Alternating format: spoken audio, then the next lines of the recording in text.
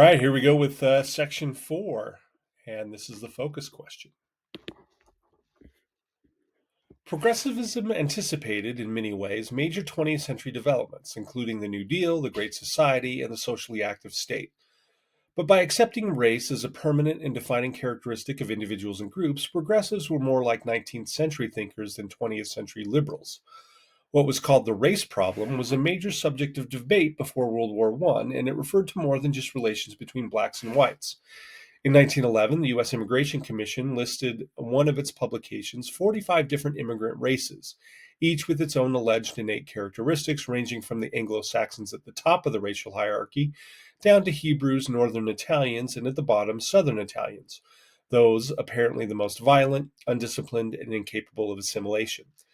Popular writers asserted that the wave of new immigration and white women's declining birth rate threatened American civilization. The emergence of eugenics, which studied the alleged mental characteristics of different groups of people, gave an air of scientific expertise to anti-immigrant sentiment.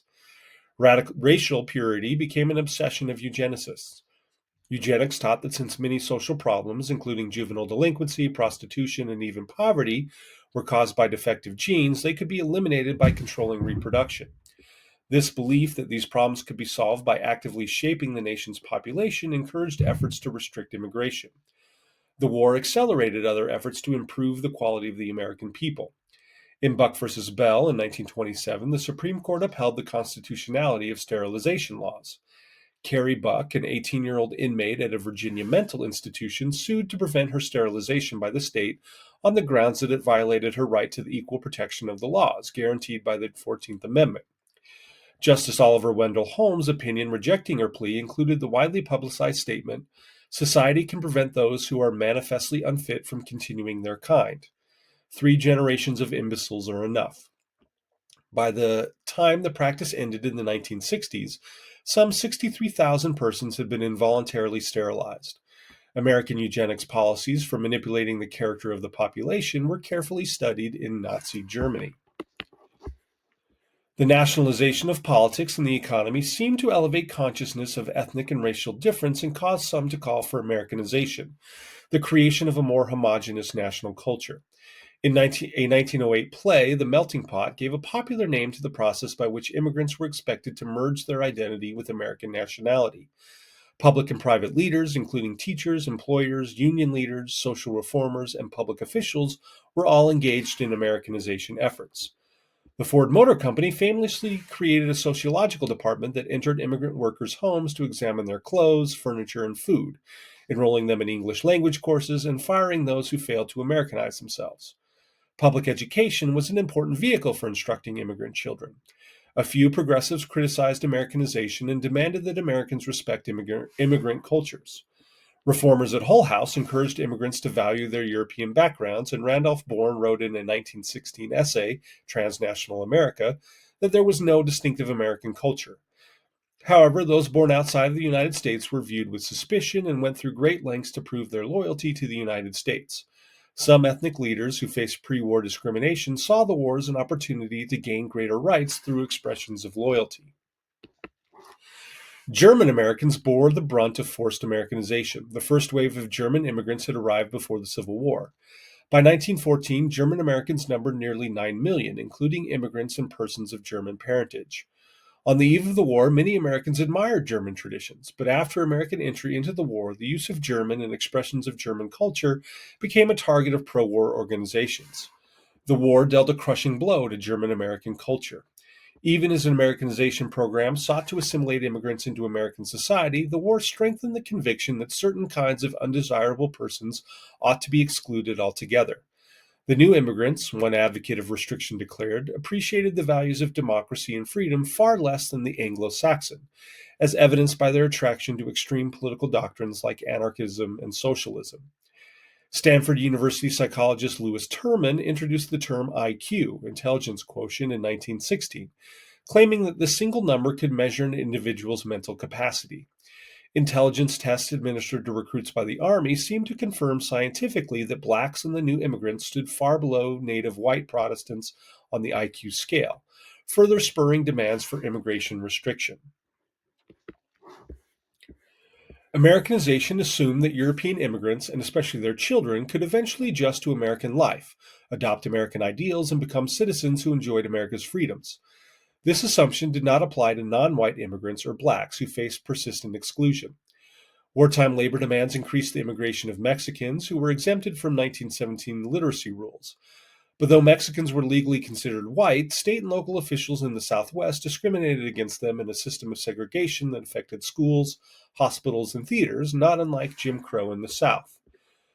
Most restrictive were policies toward Asian Americans. In 1907, Roosevelt negotiated a gentleman's agreement in which Japan agreed to end further Japanese migration, except for the wives and children of men already in the country.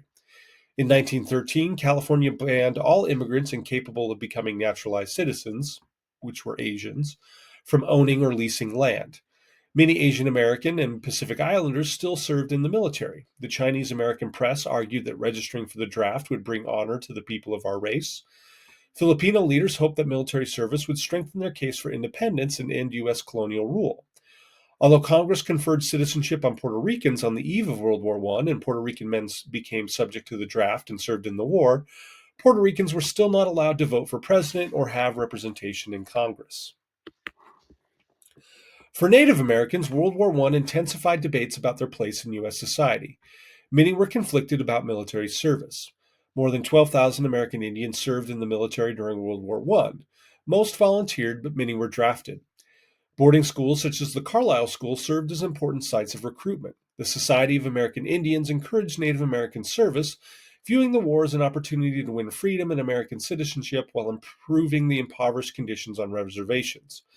However, many Native Americans viewed the draft as an assault on their sovereignty. The Oneida and Onondaga nations insisted on fighting against the Germans as an ally of the United States rather than for the country.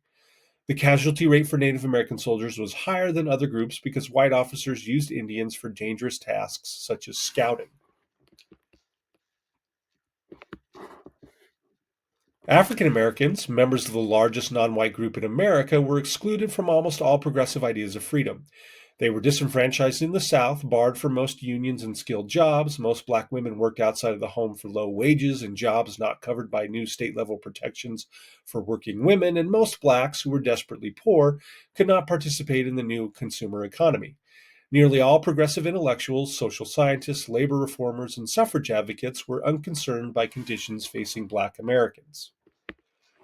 The progressive presidents shared dominant racial attitudes regarding blacks. Theodore Roosevelt's celebration of Anglo-Saxon supremacy led him to call Indians savages and state that blacks were unfit to exercise the suffrage. Not even Jane Addams, a supporter of the National Association for the Advancement of Colored People, resisted the abandonment of a civil rights plank in the 1912 Progressive Party platform. Woodrow Wilson, a Virginia native, celebrated the South's genuine representative government. He imposed racial segregation in federal agencies in Washington, D.C., fired black federal employees, and screened at the White House the premiere of Birth of a Nation, a film glorifying the Ku Klux Klan as having defended white civilization during Reconstruction. African Americans understandably remained skeptical of the nation's claim of freedom. Black leaders in this period tried to renew America's Reconstruction era commitment to racial equality. No other leader did more to renew the movement for black freedom than scholar and activist W.E.B. Du Bois, a Massachusetts native and Harvard graduate. In his book, The Souls of Black Folk, from 1903, he called on blacks to reject the accommodationism of Booker T. Washington. Du Bois believed that educated African Americans like himself were a talented tenth who could use their education and talent to fight inequality. In 1905, Du Bois gathered black leaders at Niagara Falls in Canada and launched the Niagara Movement, which demanded the restoration of black rights to vote, an end to segregation, and complete equality in economic and educational opportunities, which became the agenda of black struggles for racial justice for the rest of the 20th century. In 1909, Du Bois joined with mostly white reformers to organize the National Association for the Advancement of Colored People, which launched a legal strategy to win the enforcement of the 14th and 15th Amendments that at first accomplished little. Overall, the progressive era saw virtually no progress toward racial justice. Among black Americans, wartime talk of freedom sparked hopes for radical changes in race relations. While some black leaders, such as William Monroe Trotter, equated German atrocities with lynchings in the South, most black leaders saw American participation in the war as an opportunity to win freedoms for blacks at home. Du Bois himself called on African Americans to close ranks and enlist in the army, believing that blacks' sacrifices would earn them rights upon returning to America. But this did not happen, as the Navy barred blacks entirely and the segregated Army assigned most of the 400,000 black soldiers who served to supply units rather than combat units. Though African American soldiers witnessed African colonial soldiers fighting alongside the British and French, the U.S. Army tried to prevent black American troops from fraternizing with its European allies.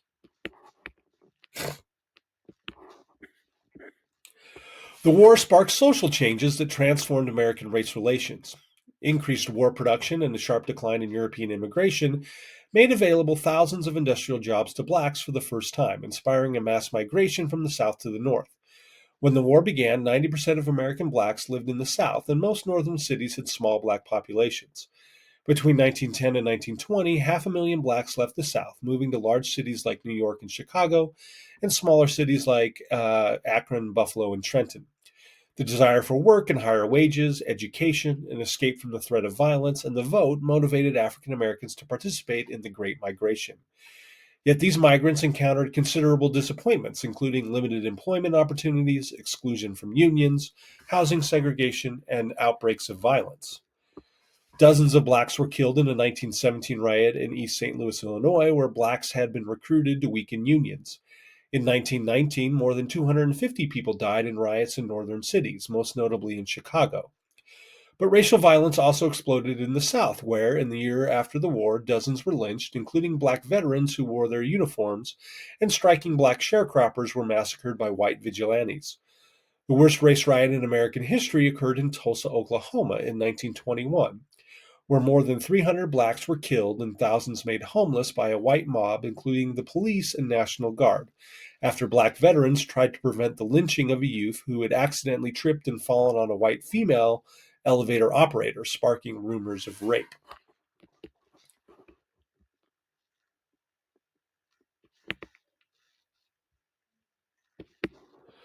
Racial violence during the war inspired a new spirit of militancy among African Americans. In northern cities, many blacks supported the Universal Negro Improvement Association, a movement for African independence and black self-reliance launched by Marcus Garvey, a recent immigrant from Jamaica. The Garveyites' idea of freedom was self-determination for blacks, who should enjoy the same international recognition as a nation as other peoples after the war. While Du Bois and other black leaders viewed Garvey as a dangerous demagogue and welcomed Garvey's deportation after his conviction for mail fraud, the Garveyite movement demonstrated blacks' sense of betrayal in the post-war period. So, that's the end of section 4. We'll be back for 5.